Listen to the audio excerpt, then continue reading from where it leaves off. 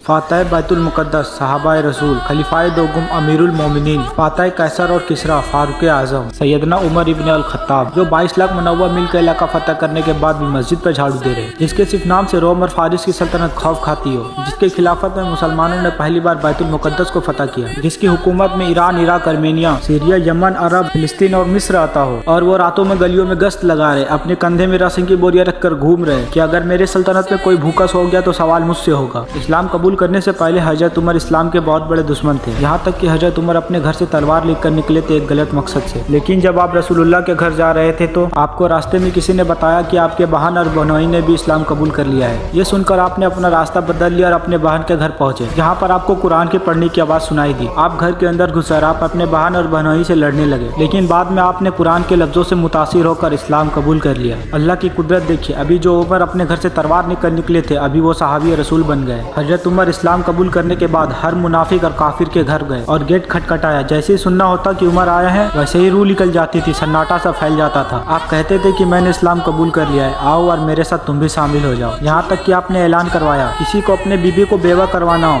बच्चों को यतीम करवाना हो तो वो उमर के मुकाबले में आए। किसी में भी इतनी हिम्मत न थी कि वो आपका मुकाबला कर सके। हजरत उमर की ईमान लाने से पहले मुसलमान छुप के नमाज पढ़ते थे, लेकिन हजरत उमर के ईमान लाने के बाद मुसलमानों ने बेखौफ होकर नमाज पढ़ना शुरू कर दिया।